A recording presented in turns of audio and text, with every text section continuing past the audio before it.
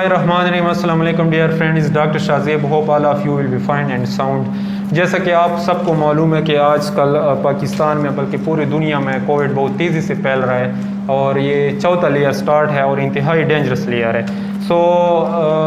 हमारे पेज पर अक्सर लोग मैसेज करते रहते हैं कि इसके अलामात क्या है, हम कैसे बच सकते हैं। इसके बारे में हम आज डिटेल से ये वीडियो बनाएंगे कि ये कोविड के जो फोर्थ लेयर चल रहा है उसके अलामात क्या है और इसका इलाज क्या है। इसके बारे में आज हमारे साथ मौजूद है डॉक्टर अब्दुर्रहमान साहब, जो कि असिस्टेंट प्रोफेसर है और मुफ्ती महमूद मेमोरियल टीचिंग हॉस्पिटल के ICU के इंचार्ज है और माशाल्लाह तकरीबन 1 साल से कोविड के पेशेंट को डील कर रहे हैं और बहुत पॉजिटिव रिजल्ट आ रहे हैं। First of all I would like to thanks doctor Abdurrahman साहब कि आपने हमें अपना कीमती टाइम दिया। सर हम आपसे कुछ सवालात करेंगे, आपने हमें वो जवाबात देने होंगे ताकि हमारे जो व्यूअर्स हैं उनको ये बेनिफिट्स मिल सके। फर्स्ट ऑफ ऑल सर आप ये बताएं कि अभी जो फोर्थ लेयर चल रही है कोविड के, इसके क्या क्या अलामात है। पहले हमारे पास जो पेशेंट आते थे उसमें इस तरह अक्सर होता था कि उसको बुखार भी होता था, कफ भी होता था और बॉडी एक्स भी होते थे। अभी रिसेंटली ऐसे पेशेंट भी हमारे पास आ रहे हैं कि उनको ना बुखार होते हैं ना कफ होता है और जब एक्सरे कर लेते हैं, CT स्कैन कर लेते हैं तो उसमें 80% 70% इन्वॉल्वमेंट होते हैं। काइंडली ये बता दें कि फोर्थ लेयर के क्या क्या अलामात। जी शुक्रिया शाज़ेब। फोर्थ लेयर जो है, चौथी लेयर जो है, इसमें हमारे पास मरीज़ जो कि पहले सिर्फ बुखार, जिस्म के दर्द, खांसी, सांस की तंगी और मुंह का जायके और सूंघने के मसाइल के साथ आते थे, अभी साथ में ऐसे कुछ चीज़ें हैं जैसे मैदे का मसला है, दस्त हैं और चक्कर आना है और हिचकी और मतलब कुछ बेसकूनी किस्म की बेचैनी, नींद ना आना और कुछ ऐसे मसाइल भी हैं साथ में। और ये चीज़ें हैं कि जो चौथी लेयर में भी आते हैं। इसमें ऐसे भी मरीज़ हमारे पास आए हैं जिनको सिर्फ बेचैनी की अलामत होती है, या ऐसे पेशेंट भी हैं जो टोटली एसिम्प्टोमेटिक होते हैं। लेकिन मोस्टली जो अक्सर पेशेंट्स होते हैं वो हमारे अक्सर ऐसे हैं कि जिनको बुखार, सीने का और मोस्टली गले का जो है उनको मसला होता है।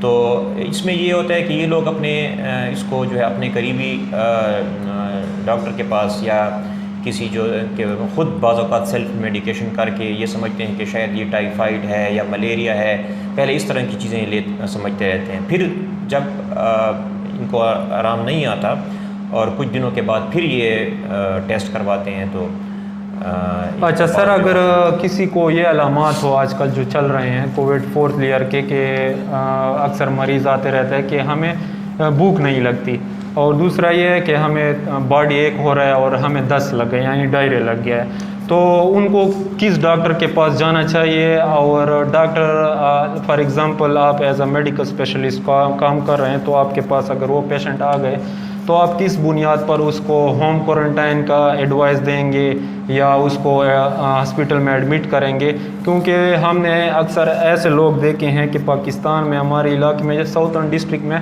तकरीबन 100 में से तकरीबन 50% लोग खुद ब खुद इलाज कर रहे हैं और घर में वो एडमिट हुए हुए हैं, अपने आप को ऑक्सीजन लगाया हुआ है और जब ख़राब हो जाते हैं तो जब हॉस्पिटल आ जाते हैं हम, चूँकि मैं भी आपके साथ आपके अंडर काम कर रहा हूँ तो यहाँ पर हमने अक्सर के पेशेंट के जब CT स्कैन कर लेते हैं और वो जो होम क्वारंटाइन उसने अपने आप को किया होता है और यहाँ पर जब CT स्कैन कर लेते हैं तो उसके लंग्स तकरीबन 80% डैमेज होते हैं, तो उसके बिल्कुल चांसेस भी नहीं होते। और ऐसे पेशेंट जिनको जो पहली मरतबा जो फर्स्ट डे या सेकंड डे जब उसको अलामात शुरू होते हैं वो आप जैसे क्वालिफाइड डॉक्टर के पास आ जाएं।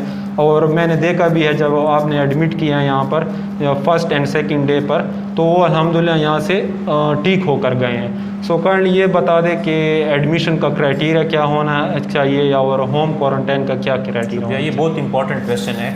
इसमें ये देखें कि मेरे पास जितने भी अक्सर पेशेंट आए हैं, मोस्टली मेजॉरिटी 90% से ज़्यादा लोग जो है वो अपनी घर पे जो है ना उनका इलाज हो सकता है। बहुत कम लोग ऐसे होते हैं जिनको दाखिले की ज़रूरत होती है। मेरे पास जब अब लोगों को एडवाइस ये है कि आपको बुखार होता है तो ज़रूरी नहीं है कि हर बंदे को एंटीबायोटिक, कुछ लोगों को हम शायद एंटीबायोटिक की ज़रूरत भी ना हो, लेकिन हम जो प्रोफाइलेक्टिक एंटीबायोटिक देते हैं तो उसका मकसद ये होता है कि ये इन्फेक्शन ज़्यादा ना हो। अब हमने देखना इसमें क्या होता है कि किसी को अगर ज़्यादा सांस की तकलीफ़ हो रही है, खांसी ज़्यादा हो रही है, तो हम क्या करते हैं उसका चेस्ट एक्सरे करते हैं। चेस्ट एक्सरे पे देखते हैं कि इस और दूसरी इंपॉर्टेंट चीज़ जो मैं चेक करता हूँ वो ये है ऑक्सीजन सैचुरेशन अपने क्लिनिक पे। तो उसको मोस्टली हम क्या करते हैं घर पे ट्रीट करते हैं। और अक्सर पेशेंट जो है कुछ दिनों एंटीबायोटिक लेकर वो जब आते हैं कुछ दिनों बाद तो वो ठीक हो जाते हैं। अक्सर मरीज सर हमारे पास यहाँ पर आते हैं और वो उन्होंने अपने हाथ में एंटीबायोटिक ली हुई होती है कि बाहर हमें अताई डॉक्टर ने ऐसे लोकल स्टोर वालों ने ये टेंजो ली होती है या सेफेक्साइम ली होती है और वो ये समझते हैं कि ये एंटीबायोटिक कोरोना का इलाज है।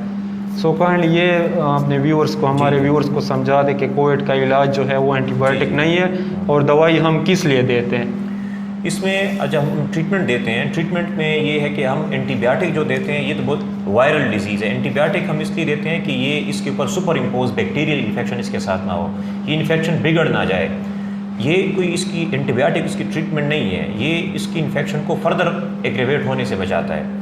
दूसरी चीज़ जो हम इसमें इंपॉर्टेंट देते हैं वो स्टीराइड्स हैं। स्टीराइड्स हैं, कुछ लोगों को एंटीकोगुलेंट देते हैं। और जिस चीज़ का हमें ख्याल करना पड़ता है, जिस चीज़ से हम एडमिशन का सोचते हैं वो है ऑक्सीजन। अगर किसी की ऑक्सीजन ब्लड में कम हो रही है तो उसको हम दाखिल करते हैं और ऑक्सीजन यहाँ पे देते हैं। अदरवाइज अगर ब्लड में ऑक्सीजन की मिकदार पल्स ऑक्सीमीटर से चेक करते हैं ना, जी हाँ, तो अगर 90 से कम हो तो एडमिट करें। तो अक्सर हम ये करते हैं कि अगर वो खुद चेक कर सकते हैं पल्स ऑक्सीमीटर उंगली पे लगा के, अगर उनकी 90 से 90 से ऑक्सीजन सैचुरेशन कम हो रही है तो उनको फ़ौरन जो है ऑक्सीजन चाहिए। यानी जिनको घर में ये अलामात हो रहे हो, जिनको भूख नहीं लग रहा हो या मुंह का जायका चेंज हो या उनको दस्त लग रहे हो, तो उनको ये चाहिए कि पल्स ऑक्सीमीटर मिलता है सर्जिकल शॉप से, जी वो ले ले और अपने उंगली में लगा ले। अगर उनका ऑक्सीजन सैचुरेशन 90 से कम आ रहा हो तो सीधा डॉक्टर के पास जाए और वो डॉक्टर फिर उसको जी बिल्कुल। अब उसमें ये है कि अब वो खुद डिसाइड नहीं कर सकता, अब ये एक स्पेशलिस्ट डॉक्टर ने या किसी भी डॉक्टर ने डिसाइड करना है कि उसका कितना कम हो रहा है। बाज़ औक़ात इतना कम होता है कि 88, 89 होता है, तो घर पे भी कुछ लोग मैनेज कर सकते हैं अगर वो ऑक्सीजन मैनेज कर सकते हैं घर पे, ऐसे भी हुआ है, हमने ट्रीट किए हैं। लेकिन अब हर पेशेंट ऐसे नहीं कर सकता, उनको फिर लो फ्लो चाहिए होती है और वो रिकवर हो सकते हैं। अब ऐसे पेशेंट्स को हम बाज़ औक़ात कुछ साथ में एंटीवायरल भी देते हैं, उनको 1 हफ़्ता रखते हैं। और ये पेशेंट जो हैं जो अर्ली फर्स्ट वीक में आते हैं हमारे पास, इस तरह के हम उनको ट्रीटमेंट पहले वीक से स्टार्ट कर देते हैं, तो इन पेशेंट्स का रिकवर होने के चांसेस बहुत ज़्यादा होते हैं। अब होता क्या है, हमारे पास जो पेशेंट्स आ रहे हैं वो ये कि वो बहुत लेट आते हैं, वो तकरीबन 1 हफ़्ता घर में डिले करके या 2 हफ़्ते डिले करके पहले कोई और चीज़ ट्रीट करते रहे हैं, जब उनकी डिज़ीज़ बहुत एडवांस हो जाती है। और फिर क्या होता है कि उनके जो लंग्स हैं, फेफड़े हैं, वो ज़्यादा मुतासर हो चुके होते हैं। अब हमारे पास जब वो आते हैं तो उनकी सिचुएशन 30-40s में होती है, फिर उनको जब हम यहाँ पर रखते हैं तो उनका नुकसान इतना फेफड़े हो चुके होते हैं कि वो रिकवर नहीं कर सकते। तो ऐसे मरीज़ों को मतलब है कि फिर उनके चांसेस ज़्यादा होते हैं ख़राब होने के। अच्छा सर, एक बहुत इंपॉर्टेंट क्वेश्चन है कि अक्सर हमने देखा हुआ है कि घर में किसी को ये अलामात हो जाए या वो होम क्वारंटाइन हो जाए तो लोग इस बीमारी को, कोविड बीमारी को एड्स की तरह समझते हैं। यानी उस मरीज़ के साथ खाना भी नहीं खाते, उस मरीज़ को इवन टच भी नहीं करते, उस मरीज़ को फॉर एग्ज़ाम्पल अगर वो प्रेग्नेंट, अगर वो उसके बच्चे हैं और वो उनको फीड भी करती है, ब्रेस्ट फीडिंग भी करती है, यानी अपना दूध पिलाती है, तो वो भी छोड़ देते हैं। तो काइंडली अपने हमारे व्यूअर्स को ये भी बता दें कि अगर फॉर एग्ज़ाम्पल एक माँ है, उनका एक बच्चा है और उसको ब्रेस्ट फीडिंग करती है, तो अगर उसको कोविड के अलामात हो जाए तो क्या वो उसको दूध पिला सकती है?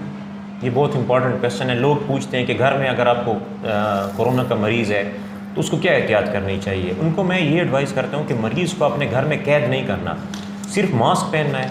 घर में लोगों के साथ बैठना है तो बड़ी जो लोग उम्र के जो अफराद हैं उनके साथ ज़्यादा फासले पे रखें, क्योंकि उनको ख़तरा ज़्यादा होता है। लोग परेशान ज़्यादा बच्चों के बारे में होते हैं, बच्चों में भी हो सकता है लेकिन बच्चों को इतना ज़्यादा रिस्क नहीं होता। हमने काफ़ी बच्चों में बीमारी नहीं देखी, उनको होता भी है तो बहुत मामूली सा इन्फेक्शन होता है।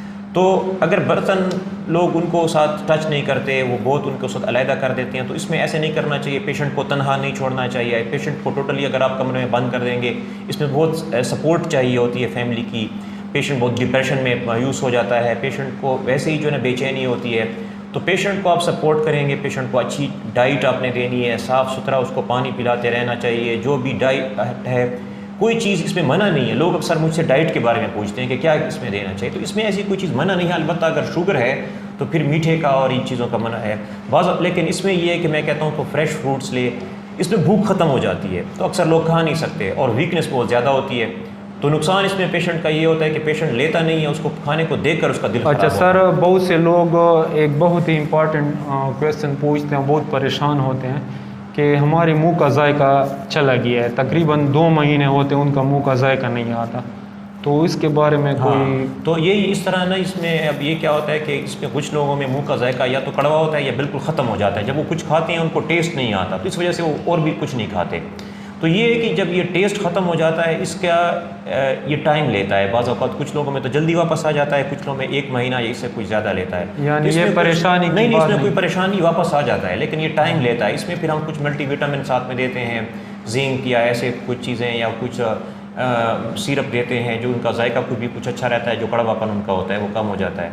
लेकिन इसके बारे में परेशान नहीं होना चाहिए, डाइट फिर भी लेनी चाहिए, मल्टीविटामिन लें उसके लिए, फिर ये रिकवर हो जाता है, लेकिन टाइम लेता है। इस तरह स्मेल भी जो है, सूंघने की सलाहियत जो है, ये भी कुछ लोगों में ख़त्म हो जाती है, जो भी आहिस्ता आहिस्ता टाइम के साथ वापस आ जाती है। अच्छा सर, वैक्सीन के बारे में भी बहुत ही इम्पॉर्टेंट मैं एक सवाल पूछता हूँ, रोज़ाना की बुनियाद पर 10-15 लोग ये पूछते हैं कि हमने तो वैक्सीन भी लगाई है और फिर भी हो जाता है, और ये भी पूछते हैं कि अगर वैक्सीन का फ़ायदा नहीं है, फॉर एग्ज़ाम्पल यहाँ पर मरीज़ आते हैं और उन्होंने ये सवाल मुझसे पूछते रहते हैं कि हमने तो वैक्सीनेशन भी करवाई है और फिर भी हमें कोविड हुआ है।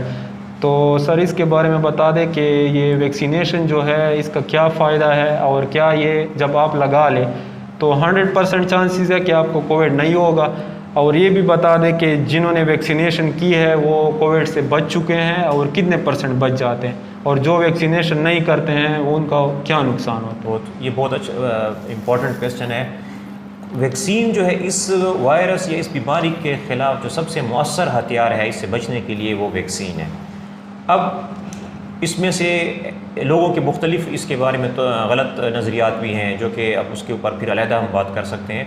वैक्सीन लगाना जो है आजकल, अब ये है कि पहले कुछ बीमारियां ऐसी थीं जिसमें हम कहते थे कि ये ना लगाएं। अब तकरीबन बहुत बीमारियां, जितनी भी बीमारियां हैं इसमें ऐसी कोई भी बात नहीं है। इवन हामला औरतें जो हैं जिनको प्रेगनेंसी है वो भी लगा सकते हैं, दिल के वाले हैं, ब्लड प्रेशर, ये सब लगा सकते हैं, इसमें कोई ऐसी बात नहीं है।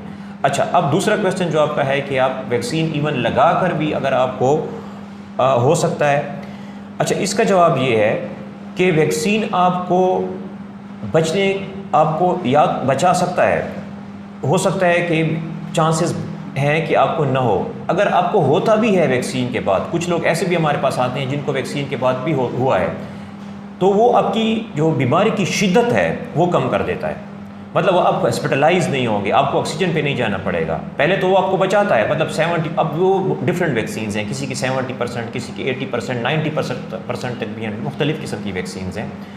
तो वैक्सीन का बहुत फ़ायदा है। मैं हर एक को रिकमेंड करूँगा, जो बड़ी उम्र के अफराद हैं, जो रिस्क पे हैं, जो बीमार हैं, उनको तो ज़्यादा जो है ज़रूरत है। जो बाकी अक्सर लोग हमसे पूछते हैं हमें फ़लानी बीमारी है, ये हम लगाएं या ना लगाएं, मैं उनको कहता हूँ आपको ज़्यादा आम लोगों के बारे में, क्योंकि जो पहले से बीमार लोग हैं उनको ज़्यादा रिस्क है, अगर बीमार हो जाते हैं तो जो बीमारी का रिस्क है वो वैक्सीन से ज़्यादा है। यानी जिन्होंने वैक्सीन लगाए हैं उनको ये बेनिफिट है, उनको ये फ़ायदा है कि अगर जिन्होंने वैक्सीन नहीं लगाए उनके मुकाबले में अगर उनको कोरोना हो जाए तो उनके बचने के चांसेस 100 में 70% से ज़्यादा। हमने देखा है यहाँ पर हमारे साथ जो वैक्सीन वाले लोग एडमिट हुए हैं तो वो ज़्यादा ख़राब नहीं हुए, उनकी जो है उनकी मोर्टेलिटी बहुत कम रही है। और हमारे पास आप देख रहे हो, हमारे पास जितने भी पेशेंट एडमिट हैं अभी इस वक्त, तो उसमें से तकरीबन 99% लोग वो हैं जिनकी वैक्सीन जिन्होंने नहीं करवाई। अगर आप वैक्सीन के बाद अगर आप बहुत माइल्ड आपको फीवर होता है, और ऐसे भी हो सकता है कि कुछ मामूली सा बुखार, थोड़ा सा इन्फेक्शन हो, तो ये बहुत उसके बारे में लोगों में जो है गलतफहमियाँ हैं, बदगुमानियाँ हैं, इनको ख़त्म करना चाहिए। सबसे रिक्वेस्ट है कि सब लोग वैक्सीनेशन करवाएं। मैंने सबसे पहले यहाँ पर करवाई है अल्हम्दुलिल्लाह। मैं तकरीबन 1.5 साल से इसमें काम कर रहा हूँ, हज़ारों मरीज़ देख चुका हूँ और अभी तक जो है महफूज हूँ। मैंने अपनी एंटीबॉडीज़ करवाई हैं जो काफ़ी अच्छी हैं इस वैक्सीन के बाद। अच्छा sir, thank you so much आपकी कीमती टाइम देने का। डियर व्यूअर्स, आप सबसे रिक्वेस्ट है कि कोविड को सीरियस ले, क्योंकि जो 4th लेयर आई हुई है ना, ये मैं ख़ुद चूँकि कोविड वार्ड में काम कर रहा हूँ, इस मरतबा जो 4th लेयर है उसमें तकरीबन 100 में से तकरीबन 50 से ज़्यादा पेशेंट मर रहे हैं यहाँ पर। क्योंकि इसमें अक्सर इस तरह होता है कि हमारे पास जो पेशेंट आते हैं वो अपने आप को लेट कर देते हैं, पहले अपने आप को घर में ट्रीट करते हैं और फिर तकरीबन 1 हफ़्ते 2 हफ़्ते बाद किसी डॉक्टर के पास चले जाते हैं, फिर उनका बचना मुश्किल हो जाता है। सो आप सब लोगों से रिक्वेस्ट है कि जब भी आपको कोई अलामात हो, आपका भूख जा रही हो, यानी आपको भूख नहीं लग रही हो, आपको दस्त आ रहे हैं या आपको बॉडी वीकनेस है, तो आपको चाहिए कि पहले दिन किसी अच्छे से मेडिकल स्पेशलिस्ट के पास जाएं और अपने आप को मेडिकल स्पेशलिस्ट के एडवाइस के मुताबिक या होम क्वारंटाइन करें या हॉस्पिटल में एडमिट कर लें। सो अब सब लोगों से रिक्वेस्ट है कि इस वीडियो को शेयर करें ताकि सब लोगों को ये इंफॉर्मेशन मिल जाए। और अगर आप लोगों के और भी कोई क्वेश्चन है तो आप लोग कमेंट में पूछ सकते हैं। थैंक्स, अल्लाह हाफिज़।